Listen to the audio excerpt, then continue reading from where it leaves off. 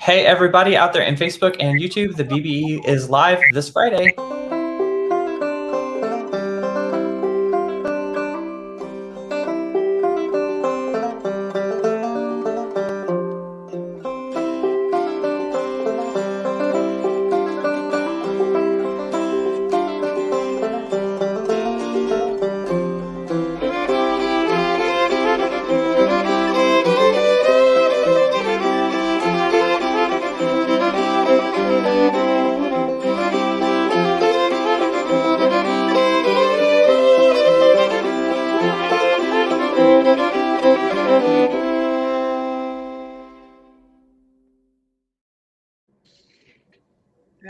Hello, everybody. Welcome to an Appalachian live stream in celebration of our Appalachian Summer album.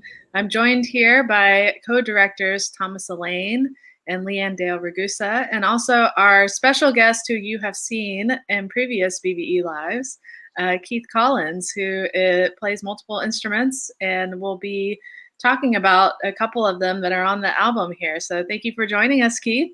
My pleasure. Thanks for having me. Awesome. And so we are doing a little bit different format for BBE Live this particular Friday. As I mentioned, we're going to dive into an Appalachian Summer album because, hey, we're celebrating America and American music this weekend with the July 4th holiday. And so why not talk about a major fixture of American music? So with that, we're going to kick off with Thomas. He's going to talk about a couple of the sang-in tracks on the Appalachian Summer album. Cool. And so, when we were getting together, the four of us to talk about what we wanted to do, we thought it would be kind of fun to talk a little bit about how, maybe singing is a little different from Appalachian singing versus kind of the Baroque stuff, the early music stuff that we tend to do, and look at some of the songs and the music that either, kind of came out of our album or that's kind of related to what we're doing. So I'm kicking off the singing part because, of course, I'm the singer of the group.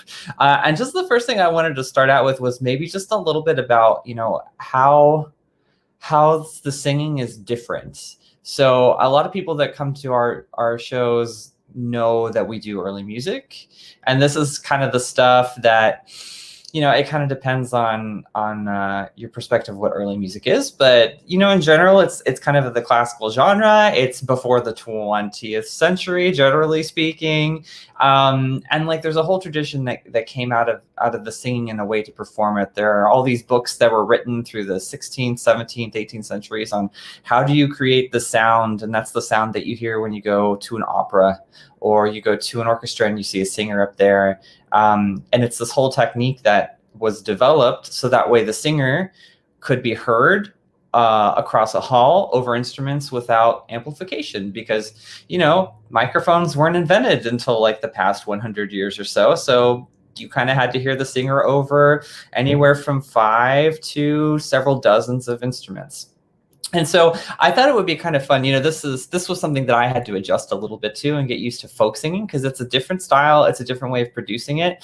And just something I thought would be fun is to this visualization of two different kinds of singers, right? So on the left, you have, I didn't want to go with the traditional horned opera singer, right? But here you have an opera singer or a classical singer. And on the right, of course, you have a contemporary singer or a popular singer with the microphone.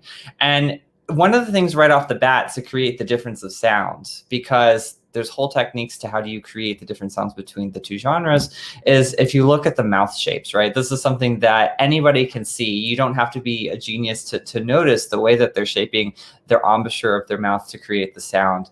Whereas when you create a classical sound with a lot of the early music stuff we do, like Bach and Handel, you'll notice that a lot of the singers do a very horizontal vertical shape here. And versus if you go and you're looking at pop singers, if you're looking at folk singers, if you're looking at ballad singers, it's a lot more kind of the spread open mouth with teeth showing. It's just the way that you change, we talk about how do you play the fiddle versus the violin, or what are the techniques that you do when you play. It's the same thing with singing. You change the way that you're using your body to create different kinds of sounds. So for me, trying to do this album was bit of an exploration because the singing style is different. There's not this really big, long line where you're singing over measures in several seconds. It's oftentimes a little bit shorter. There's not an idea of like an arc to a phrase in the same way. Where classical music has this, like you tend to want to build to certain notes and go bigger there. Folk style, and especially in Appalachian, it's more about maybe a tone quality of voice, which I had to adjust a little bit to meet our folk but Baroque album. So mine's not exactly an Appalachian ballad sound, but I did want to share this. So one of the songs that we did on our album, Lord Thomas and Fair Ellender, this one, I'm going to play briefly play two recordings for you. The first one is actually of a ballad singer who you will learn later from Keith. And then right afterwards, we'll have about the same amount of singing by me in a way that kind of molds or melds the two forms together between the Baroque classical sound and the Appalachian sound. So here's two versions of Lord Thomas and Fair Ellender. Oh mother, come riddle it down, come riddle two hearts as one. Say, must I marry Fair Ellender, or bring the brown girl home? The brown girl, she has houses and lands, Fair Ellender, she has none. Oh, the best advice I can give you, my son, is go bring me the brown girl home. Oh, mother, come riddle it down. Come riddle two hearts as one. Say, must I marry Fair Ellender, or bring the brown girl home?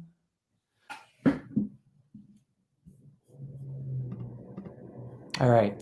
And so, at least for me, one of the things that I kind of picked up was like, she definitely takes pauses between her phrases, which is something you don't do quite as much. And I took it to I really explored the idea of taking it beyond even what she did, just because I thought it was more effective. But Keith will introduce us to the singer just a bit later. But just one more thing that was kind of fun. Well, actually, I have a trivia for you. So Fair Ellender, the version that we sang came out of William Sharp's English folk songs from Southern Appalachia.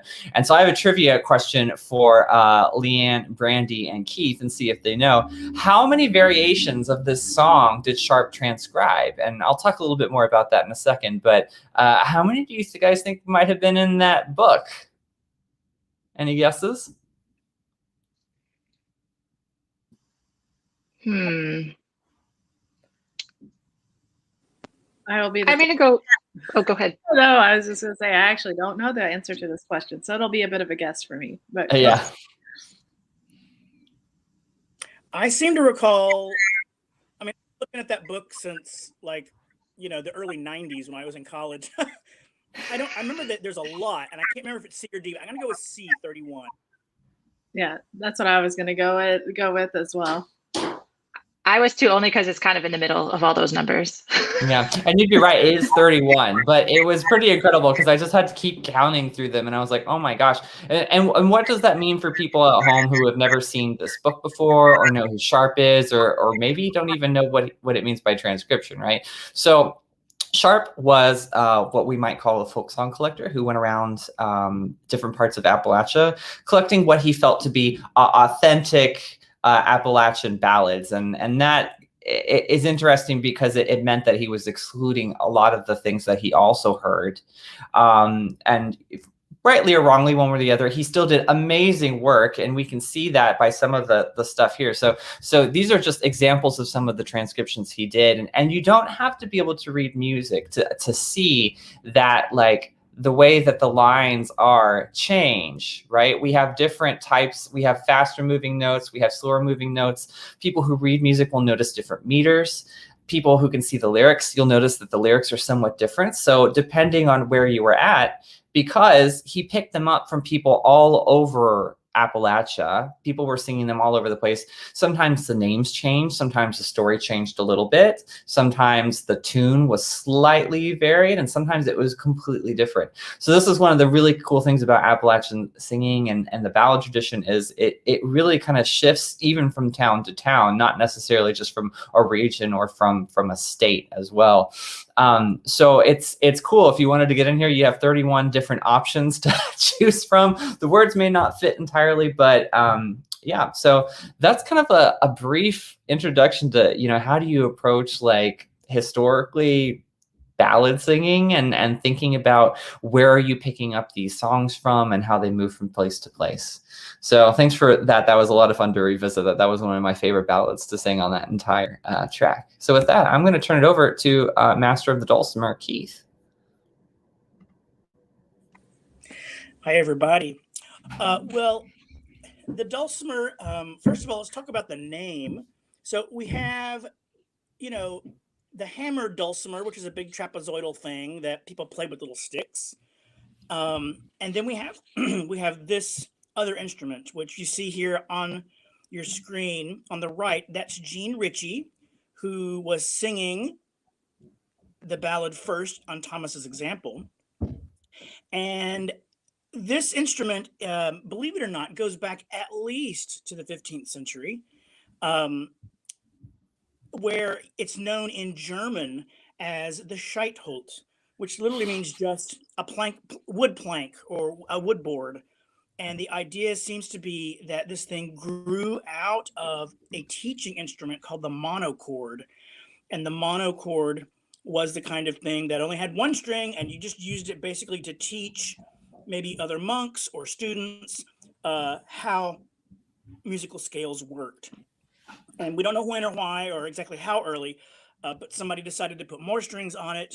And it looked like on the left side, you see the long instrument in the middle that is labeled number 8. That's from 1619. Yeah. And that is from Michael Praetorius's gigantic book, the Syntagma Musica and the Theatrum Musicarum, the theater of instruments. And so he is showing you all these instruments. And so mostly he shows classical art music, but in a few cases he shows folk instruments. And this is one of them. His description is noteworthy because he says that it's one of the Lumpen instrument, which means sort of a bumpkin instrument.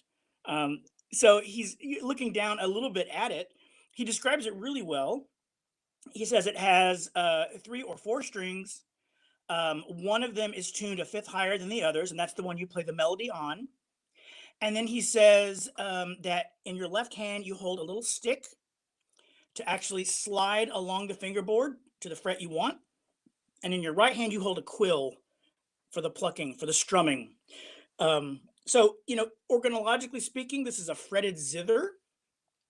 And it was not known just in Germany. We have examples from most of Western Europe, although curiously not in the British Isles or Ireland, which is fascinating considering its later history. But it was known by names like Hummel, and there's a Langeleic in Norway and Sweden. There's all kinds of different versions of this instrument from Scandinavia all the way down into Holland, and then further west and further south into into France. It's not known from Spain, though, interestingly enough. Well, so this instrument was part of German secular music, but also was used to accompany hymns at home. And there was a huge influx of German immigrants to the United States in the 18th and early 19th centuries, and they brought that instrument with them. And we actually have some surviving instruments that are just exactly like the one in the picture on the left from 1619. And they were continued to be made in Pennsylvania and in Ohio and places like that. And at some point, it trickled down into the Appalachians. It's not entirely clear when, probably by about the year 1800, because that's when somebody then takes a sound box. You can see that Jean is holding that instrument on her lap, and there's the curvy part that goes around it. And I have an example here of an instrument like that. Good. So here we go. This is An instrument probably built around 1950, Sugar Grove, North Carolina, by Leonard Glenn. It's got this fingerboard here, and we generally think that this part is the one. This is basically the vestigial thing you see in the left picture. Someone just simply stuck it on top of a soundboard, a big box. And so it's quite thick, but it resonates very well. It's got these really big pegs that make it nice and easy to tune. It sounds about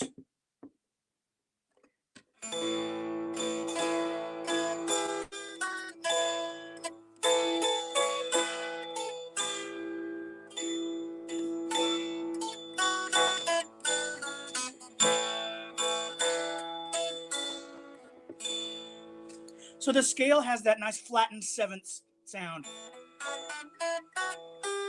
right there. And so you get this very lovely sound. You can change the tunings to get different scales, of course, which is lots of fun.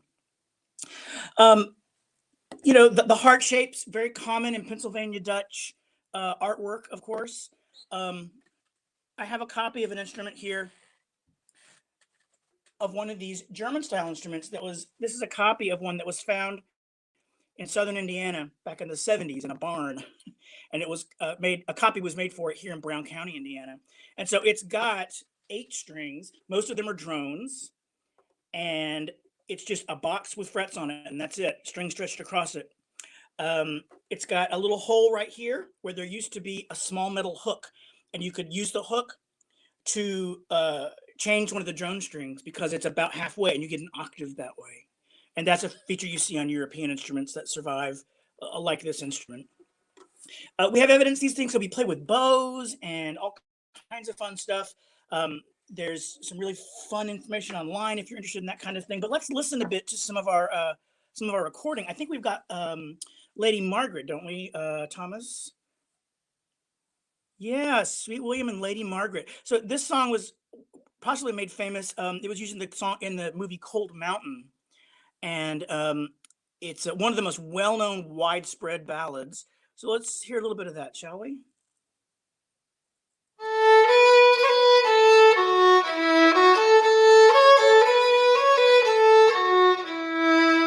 Sweet William arose one May morning, and he dressed himself in blue.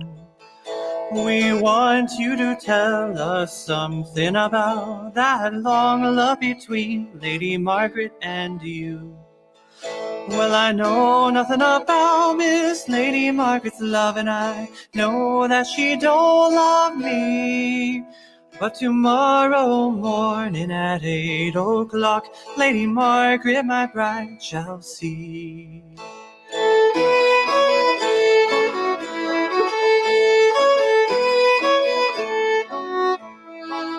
Lady Margaret was standing in her own hall door, a-combing down her hair, when who should she spy but William and his bride, and the lawyers are riding by. Well, she threw down her ivory comb, bound her head in silk, and she stepped out of her own hall door to never return anymore.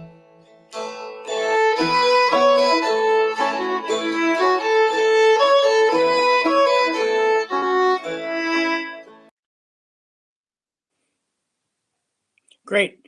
So you could hear the dulcimer accompanying the singing there in the background. And that was a really common use of the dulcimer in the Appalachians.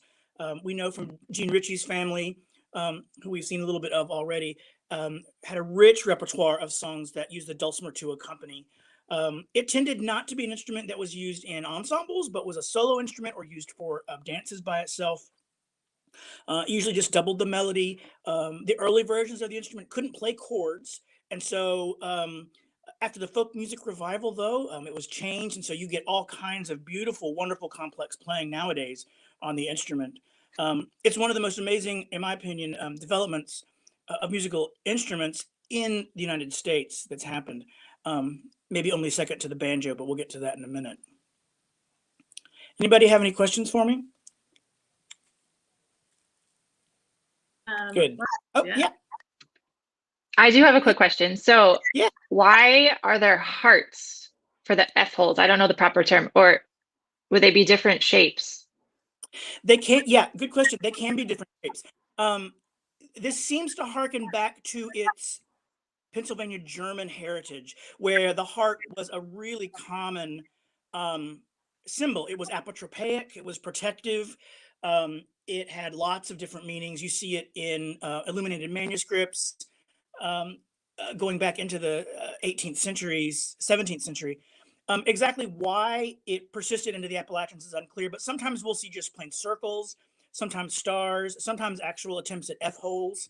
But it's become associated with the hearts, and so that's the standard thing these days. But you can see on my copy of the Southern Indiana Shite Hole that it's got an actual F hole on it, and just as probably copied from a fiddle or something like that is a good guess. But that's a great question. Yeah.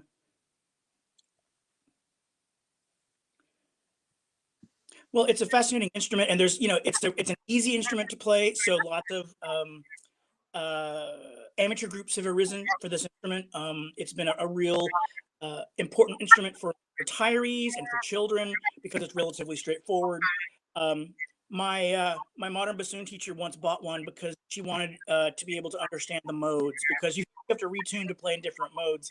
And so she said, "Oh, this will teach me how it works." So she bought one. Nice. That is dedication. Right? Yes, definitely. And you also have dulcimers in different keys and stuff too, because I remember in the recording sessions.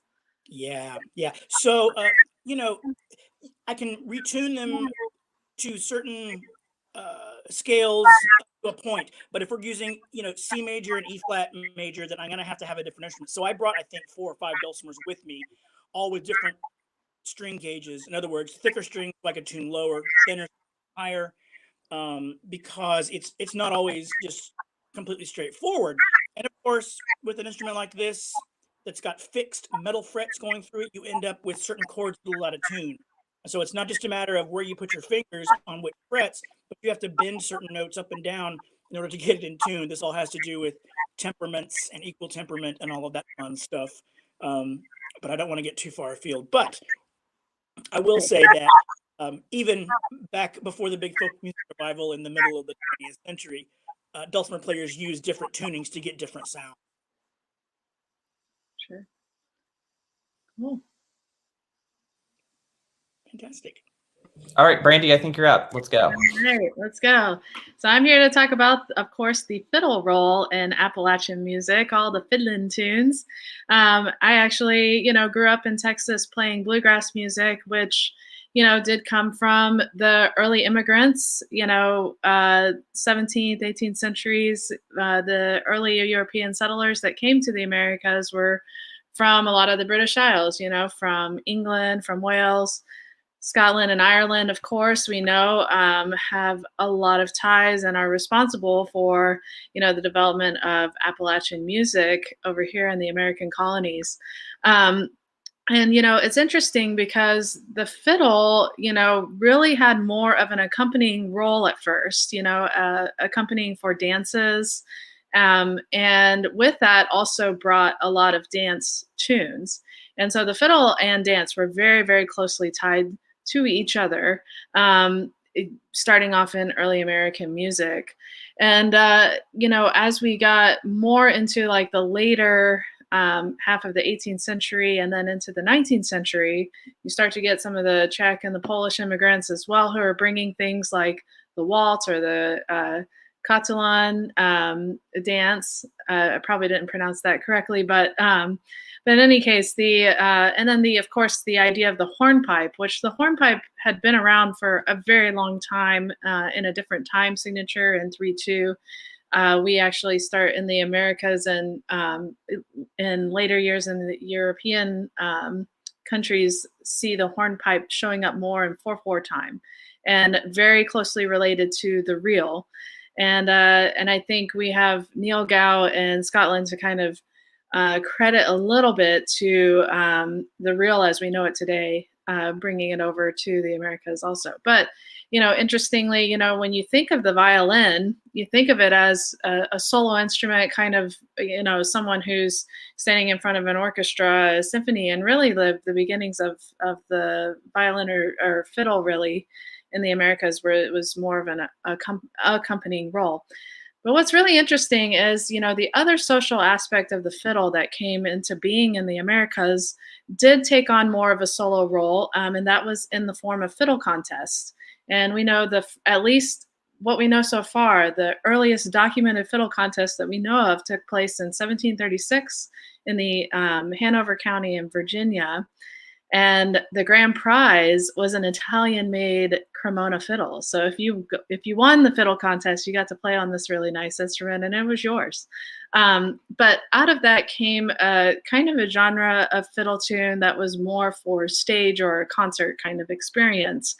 So the tune that I'm going to share with you guys, we're going to have a little trivia question about it afterwards, but it's a tune called Bonaparte's Retreat, because that started to become more in that vein of the stage or concert experience through fiddle contests. And a little bit about this tune, we think it's Irish in origin, right? And so Bonaparte's Retreat also required that the fiddle player cross tune, meaning instead of its standard tuning of G, D, A, E, the lower string would be dropped down a fifth to a low D, creating an octave between those two low strings. And then the top string would be dropped down a step, so that the resulting tuning from low to high would be D, D, A, D. And the original, they think that Bonaparte's Retreat actually derived from an Irish tune called the Eagle's Whistle, which was more of a slow march, which is actually what you're going to hear in the first iteration of the tune in our track. And then you're going to hear it more closer to the real form.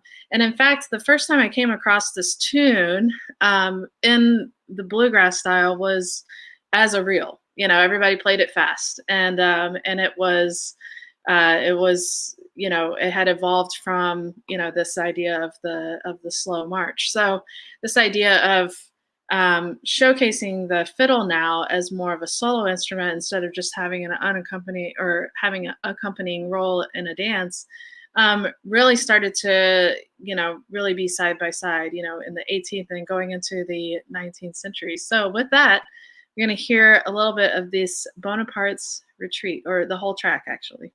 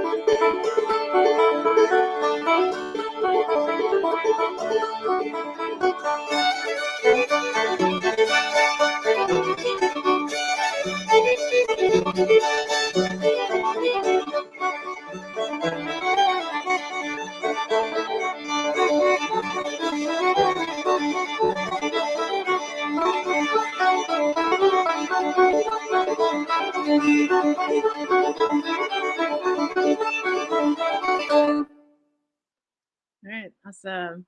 And now we have a little trivia question related to this very tune, which actually has to deal with another couple of tune collectors, that Alan and Elizabeth Lomax.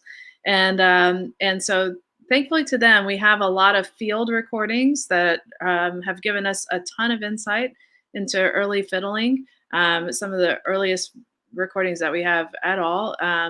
But what's cool about this couple, they actually found this tune and they alerted a famous American composer to his existence. And now this composer went on to write a whole movement that's based on this fiddle tune as part of a symphonic ballet suite. So this idea of folk music crossing over into the classical is not a new one. And so the trivia question is, who was this composer that Alan and Elizabeth Lomax let know about this fiddle tune? Was it Samuel Barber, William Grant Still, Aaron Copland, or Randall Thompson? I'm going to ask my fellow colleagues to join in on the trivia answer. I mean, I definitely know who it is. I don't know if other people do. Okay, Keith does. Dan does. Do it. Maybe we could. I don't know. Is there a way to eliminate it down to help people at home rather than just blurting it out? I don't know. Like, well, the subject helps. So it's kind of a rowdy tune, and so it's an earthy kind of fun dance tune. That is not Samuel Barber at all. Right. Exactly. Yeah. Pretty much, yes. And, even Randall Thompson, I don't think would have touched something like that. I don't know enough about William Grant Still to say. So that really narrows it down, doesn't it? Mm-hmm. Yeah, I think you're right. So I think, would you say that we're all in agreement that B is the answer? Wait, did you? Yeah, sure. That sounds good. Yes. Did I go too fast? Sorry.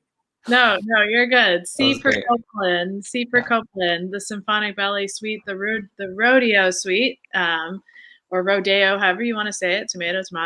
It was written based on this particular fiddle tune, and thanks to Alan and Elizabeth Lomax, they called up their friend Aaron Copland and said, "Hey, you should write a movement about this very tune." So, so excellent, good work, everybody. And if I could add, like, the original that they recorded is available on the Smithsonian website, and you can hear the performer, and he says, before it starts, he said, "This is the bony part," and he starts off playing it, and it's a fantastic. It's one of the, in my opinion, one of the jewels of American folk music and folk music collecting. It's just a fantastic track. Yeah, those little spoken tidbits in those collections are always a lot of fun, actually. So, very good. All right. Well, Keith, I think you're up next, right? Okay. Yeah. Right. So, talk about the banjo. The banjo. So, we tend to learn in school, if you go to a certain course of study, that the banjo is the only truly American instrument, that it was invented here. And that's part of the story. We know that this is an instrument that was developed by both enslaved and free Africans in the Caribbean and in North America. So the thing is, researchers have done lots of studies trying to figure out where this instrument comes from. And there's not really a cognate name of the instrument in any of the African instruments we know about now. The banjo, as it exists, has some notable differences from a normal African construction of a stringed instrument. And recent research, and I mean very recent, within 5 years now, has shown that this instrument developed in the Pan-Caribbean, from Suriname in South America, Dutch Guiana, all the way up to New York. And there are these consistencies that run through time and through space that show us certain applications that this instrument was used for. And not only was it an instrument used to make music for dances and such, but it had a religious or spiritual significance. And that's really a huge change in how we understand the instrument. The writings of Christina Getty and Pete Ross, who was an instrument builder in Baltimore, have really shed light on some of this. So let's start at the bottom of the page, bottom right. Those are images of instruments from Jamaica, and believe it or not, the 1680s. And the two that are crossed in front of us look very much like banjos, maybe not as they are today, but from other examples, we know that instruments like that were called banjo or something like it. This is particularly is from a traveler's account. He spent about 5 years down there, and he described these instruments as strum, and which is clearly some kind of a Creole description of this instrument. There is one surviving instrument. That's not true. There are a couple of surviving instruments from, say, before 1850. I happen to have a copy of the oldest surviving one. It's been scaled up a little bit because the original is so small, but this is a copy of an instrument that was retrieved from Suriname. There was a slave rebellion in the 1790s, and a Dutch explorer slash documenter went and he collected instruments, and this actually made its way back to The Hague and is in the Gemeentemuseum. And so it is made from a gourd, which is the common thing for the early banjos. And then there is this fingerboard, which pierces the instrument. It goes all the way through.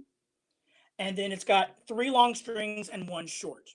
And the short string is the thumb string, and it's played with your thumb, obviously. Strings are gut in this case. A goat skin is stretched across it here. And then it's got this very ornate peg head. It's broken off, so there probably was more to it originally. It is very reminiscent of other African woodworking. In this case, it has a real peg box, like a violin, and that seems to have been in imitation of European models. Perhaps they had seen and worked with a fiddle. At any rate, it's listed in all the papers as a Creole banya, B-A-N-I-A, banya. And I can make a few sounds on it here. It's in tune. It is not. All right, it was in tune, but it's really humid today, so I'm not going to take time to tune it. But you get the idea. So it's got really high action, like this is way up off the fingerboard here. You can really only play down in what we would now call first position. There's some suggestion that this little thumb thing here, it helps you stay where you should for the playing. Okay, so this is a Creole banya from Suriname. There are other instruments from that part of the world, and more importantly, or more interestingly, there are these descriptions of these gatherings, and one of those gatherings is shown in this watercolor image in the top left. It's a very famous image. For years, it was just simply known as the Old Plantation, but a few years back, we discovered who actually the painter was. His last name was Rose. He was a plantation owner, and what you're actually seeing is an illegal gathering, because the guy on the right has got a drum, and drums were illegal at that point. You could not use, if you were a slave, drums. The banjo's a little less problematic for them, but you can see very similar construction. It's got the gourd body. We have the long neck. We've got that skin head on the top. What you can't see in the rest of the image is that there are 2 people dancing, 3 people dancing, 2 women with scarves, and a man with a stick. At the foot of the drummer is a jug, and very similar scenes are described or shown in dioramas all the way down into South America on the coast, through the Caribbean, and all the way into New York. This seems to show some kind of religious significant event. Sometimes in places like Suriname or Dutch Guiana, it was called the Banya Play or Banya Pre, and it was then changed names to be called the Do, and it was 2 women might call each other out about something, and then they would sort of have a dance-off sort of thing, or a discussion. There was always in the back, there's a man dressed in a red coat, and he turns up throughout about 60, 80 years in descriptions, paintings, and dioramas as part of this gathering. He's known as the king or the prince. The woman beside him is the queen. And then there's the man whose bottom you can see facing the banjo player. He is something like a conjurer. He has this stick, which for years we thought perhaps represented a wedding, like jumping the broomstick kind of thing. And now we know that's very much very unlikely. Well, this thing was painted in about 1790. It's a really, really early, fascinating, and really very honest glimpse at the lives of slaves at the time. Normally, of course, slave owners didn't allow this kind of gathering, but this guy, Mr. Rose, for whatever reason, did. The painting's now in the Rockefeller Folk Art Gallery in Williamsburg. You can see very clearly those 4 strings there, 3 long strings, and then that little thumb string. And this was pretty much what lasted for quite some time. So by the time we get to, say 20 years after this painting was done, the banjo had been picked up by Europeans and North American Europeans. And it had basically turned into the minstrel show. And we can't talk about banjo history without talking about minstrelsy. This was the phenomenon where white men would blacken their faces with burnt cork and would make themselves caricatures of African Americans, of freed blacks, or enslaved blacks, and they would play on these banjos. And it became America's first pop music. Like, this was the beginning of pop music. And they were wildly popular. I mean, bands that did minstrelsy tunes played throughout the European world, and that includes, in this case, Australia, and into all of Europe, throughout North America, into Canada. They were incredibly popular, and with that popularity came a desire to play these instruments, right? And in many ways, the banjo was like the Casio keyboard of the 1980s. The banjo was the thing that everybody wanted to be able to do. And so in order to make it more accessible, they tried to make versions that would last longer, because with these gourd bodies, they don't last forever, obviously. This is one that's an amalgamation. It's an approximation of what a gourd banjo might have looked like in the hands of that first generation of white performers. Those guys, they must have learned to play from black banjo players. Seems to have occurred perhaps in the Piedmont of North Carolina, where poor whites from the Appalachians came down into areas like Winston-Salem to trade, to bring goods to market, and they encountered black players of this instrument. They were both lower class in status, and so they could associate relatively freely compared to like the plantation owners. And that's how we think this banjo ends up being such an important part of Appalachian folk culture, is because of that. Certainly there were black communities in Appalachia also, and that must have played an important part of this transmission. But one of the first things that happened is they added a bass string. So now we have a 5-string banjo, 4 long strings and a short one. I want to play really quick, if I have time, one of these minstrel tunes, because this one seems to have been taken probably from an actual performance of one of these religious ceremonies or quasi-spiritual ceremonies. The tune is called the Prince of Congo, and the Prince of Congo, or King of Congo, is often described as being part of these proceedings.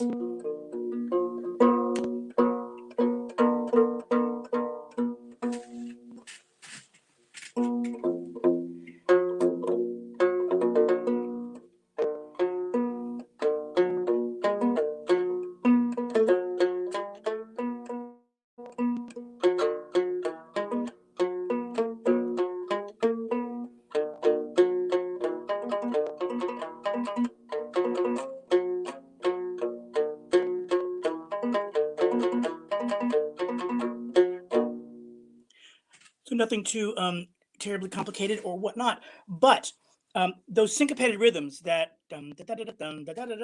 was mesmerizing for Europeans, because the syncopation and this jazziness, we might say today, was very novel for them. And so they were fascinated with this stuff, to the point, of course, of minstrelsy, which later, unfortunately, was, of course, used in the fight against abolition. But interestingly, it was also used pro-abolition. So there were minstrel shows that described, the woes and the terrors and horrors of being enslaved. Well, once it finally made its way into the popular imagination, we have image on there on the top right. That is the first banjo instructor. It's a teach yourself how to play book, just like we have Mel Bay books today about guitar and everything else. In the 1850s, this is by Mr. Briggs, and he shows you all the parts of a banjo. The gourd has been replaced by a wooden rim, and it's got metal brackets to hold it in place. And these things were mass produced in Boston and throughout pretty much all of North America in various places. But those were a little more complicated to make. If you're going to make one at home and you're in Appalachia, you're going to use something a little more sturdy. This is an Appalachian version of a fretless banjo. From the front, it almost looks like the gourd, right? The small head and then the edge. And it's got no frets, just like the others do. But they changed over to metal strings, which has been, of course, very common in music for many, many years. Just a little sound here.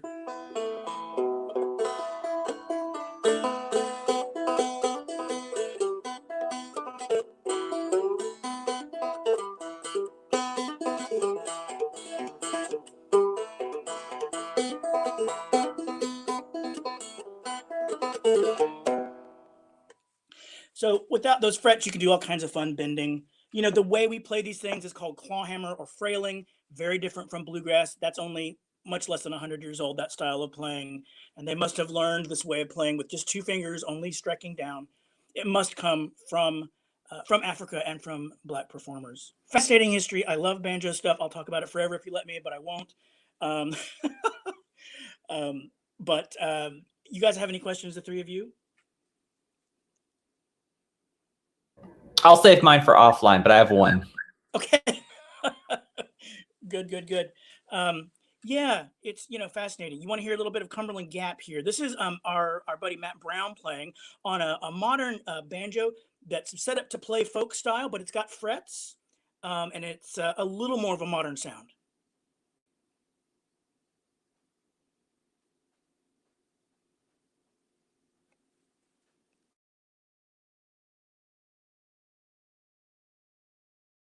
Having technical difficulties. Hold on, sorry.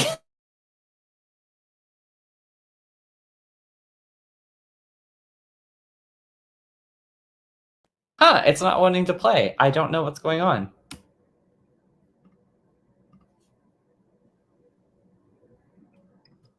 Actually, my whole thing just froze, so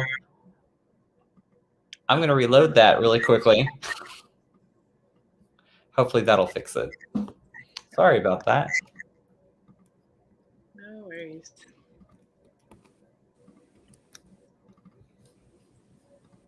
Then I'll actually ask my question while I'm doing that so we don't waste time. But, you mentioned in the picture that there was the king and the queen and the sorcerer. And then you were talking about minstrelsy, which also featured caricatures as well.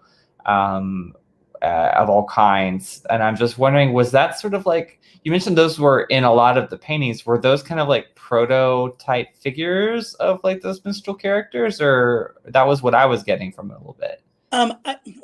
That's not clear, although it seems unlikely because, somewhat. Sometimes we have descriptions of minstrel shows, and we certainly have tunes where there is a white guy in blackface portraying a poor black slave or freedman who thinks that, or who portrays royalty. And it's supposed to be, funny or making fun. But as far as we can tell, that was not part of what's going on in those paintings. Instead, these are, earthly representatives temporarily of spiritual, either beings, entities, or energies, perhaps. They are representative rather than caricatures. Whereas later on, they're turned into caricatures by the minstrels themselves. That's our best guess. But it wasn't just a copy and paste, right? I mean, there's a political agenda as well there. Gotcha. Okay, cool. Thanks for answering that. It just kind of hit me. All right, we're gonna see if this works again. Sorry for that. And let me just fast forward us to over that.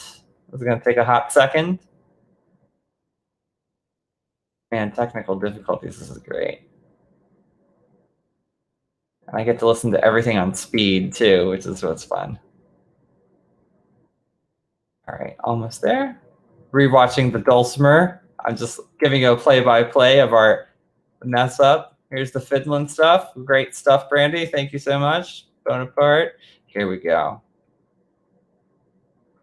All right. Let's try this again.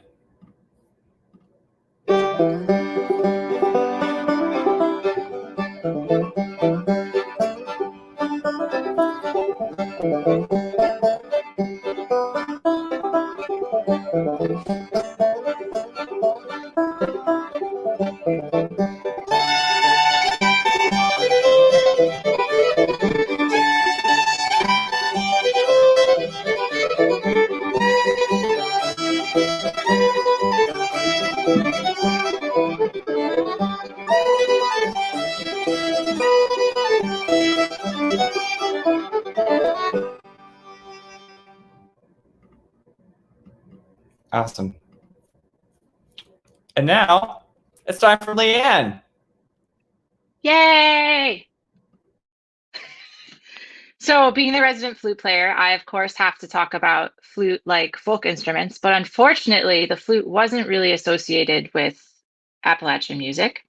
So I'm going to talk a little bit kind of about the folk music that was going on simultaneously. So particularly because this weekend is the 4th of July. So we know that music was an integral part of everyday life, whether it was on the battlefield or at home on the range, in houses of pioneers on the banks of the Wabash River. One common thread that Keith kind of pointed to was using music politically, much like can be said of today. So songwriters, composers, editors, printers circulated a lot of music, and music became the voice of opposition. It could nullify opposition. It could contest the meaning of liberty, contest the structure of government, how to pursue peace and prosperity. The list goes on and on and on. What resulted were powerful musical narratives about the nation and its values by using fact and fiction to create very compelling and engaging accounts. And songs were what became the tool to create these satire and the mockery. So a lot of times people would poke fun of public figures. They would pass ugly rumors, or they would playfully insult their enemies and maybe even their friends. But almost everyone could sing. Well, everyone can sing, and they did. Usually for entertainment, like in tavern gatherings or for worship. And they were usually accompanied by a simple instrument like the flute or violin, maybe even the drum. So this leads me to my little trivia question here. Thinking about our history, what early American song was considered the unofficial national anthem of the Republic by 1780 when the British surrendered at Yorktown? Was it Jackson's March, Hail Columbia, Yankee Doodle, or America, Commerce, and Freedom? And I'd like to ask my colleagues for what they think the answer might be. And I love the cat, America. Yes, definitely. Excellent. Any guesses? Yes. Have you heard of all of these songs? Maybe not. No, not all of them, but I know what the answer is. What do you Thomas, think? you're unmuted. Sorry, I think I know the answer just because based off of the next PowerPoint slide, but I could be wrong about that. Yeah, you probably do because yes. Yeah. Yes. All right, Brandi, what do you say? I say Yankee Doodle. Yeah. Okay. You guys are correct. Well, so one tune that we all know, Yankee Doodle, was used by political songwriters to make a political point regarding the embargo, but they used an older tune and changed the lyrics. And so this is an old playbill I found with, you probably can't read all the lyrics, but it talks about the original lyrics that George Washington would have actually heard. They used the same tune, but oftentimes they would change words based on what was going on. And there are actually, do you guys know how many versions of Yankee Doodle there are? If you were going to take a guess. 25. 30. 50. 100. 75. 200. 200. You're close. It's 190. There's Okay, 190 different versions, because as time went on, they would change the words to what was going on. And this kind of shows the folklore tradition of, it starts out one way and then it passes on and things change over time and they adapt. So, Thomas, next slide, please. One instrument that is often associated with playing Yankee Doodle is the fife. And fifes have been used, and here you can see, oh, the cat is playing a fife. Fifes have been used in military organizations since the 16th century. They accompanied soldiers as they marched on the battlefield and when they were resting back in camp. The fife is typically a woodwind instrument from the transverse flute family, meaning it was played horizontally, which sounds an octave above the written music. And they were typically made of wood, but sometimes they were made of metal. So I want to bring this tradition, this folklore tradition, a little closer to home. So we're all based somewhere in the Midwest. And there's this collection of folk songs from old Vincennes. Vincennes is a city in southern Indiana where the earliest settlers were pioneers from the eastern coast of Canada and the Louisiana Territory, who built a busy fur trading center on the banks of the Wabash River. They brought with them French music traditions, as well as simple, small instruments like the violin or flute or guitar that were easily transported on long journeys by boat. And hopefully they didn't drop them overboard. In this case, the flute that would have appeared here was probably more similar to what we now call the Baroque flute, which is a wooden flute with 6 holes and 1 key.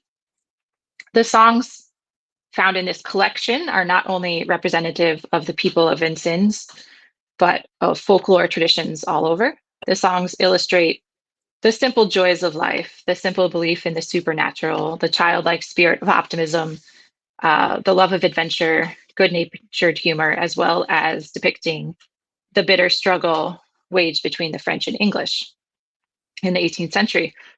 These topics found their way into love songs, work songs, carols, lullabies, party songs, complaints, pastorals, religious ditties, humorous verse, and so on. Inherited from their French ancestors, the early settlers of Vincennes had a great fondness for merrymaking, with music being a central part.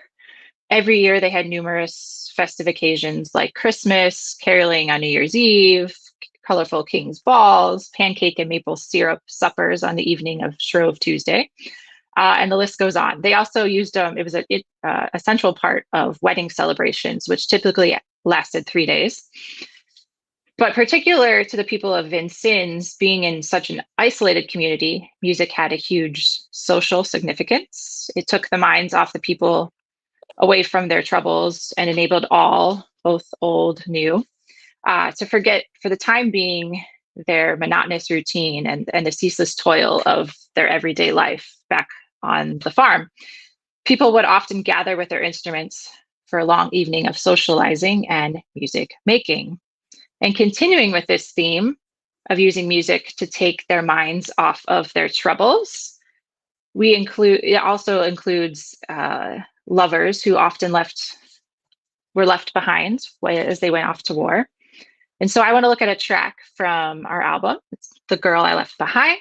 The song depicts a soldier that goes to war and leaves his girl behind. This melody possibly originated in Ireland and goes back to about 1810. The earliest notation of the tune comes from Morisheim's pocketbook for the German flute or violin, volume 3, which was published in 1810. And the earliest known lyric setting is found in Charms of Melody, which was published in Dublin in 1791. This tune may have found its way to America during the War of 1812, when American soldiers probably heard it sung by a captured British soldier. On our recording, we've added a second fiddle part to kind of fill out and give us richer harmonies. And it kind of evokes the sorrow and hope of two lovers who are destined to part ways. And at the end of the song, the soldier vows to never leave his girl again. And here is Girl I Left Behind.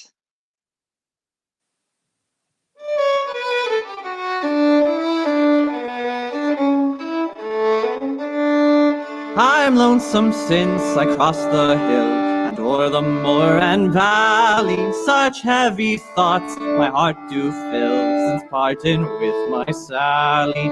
I seek no more the fine and gay, for each does but remind me how swift the hours to pass away with the girl I've left behind me.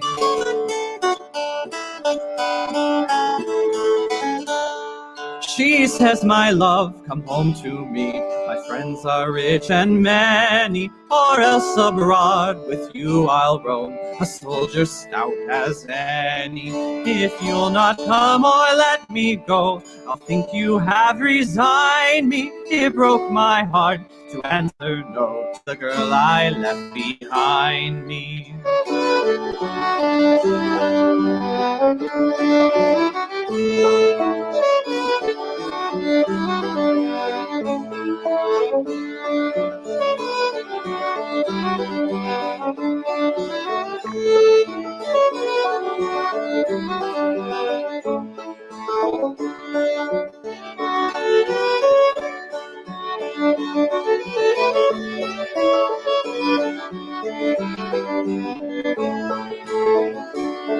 For never shall my true love brave a life of war and toiling, and never as a skulking slave I'll tread my native soil on. But someday I'll return again if the rebels they don't find me, and never will I roam again from the girl I left behind me.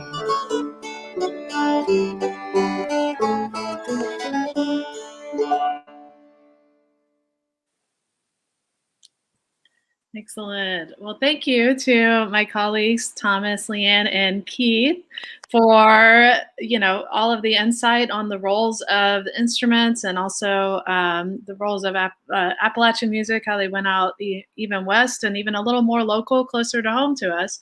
But we hope you enjoyed this kind of newer version of BBE Live. If you liked the music that you heard from An Appalachian Summer, you can actually purchase a copy of it from our website, bbexperience.org, and have it with you through the July 4th weekend. So bbexperience.org, place to order An Appalachian Summer. It's available. And we have many more tracks on there that feature both the singing tunes, the fiddling tunes, dulcimer, banjo, and then also tunes that are tied to old VINCENNES, like Leighann pointed out.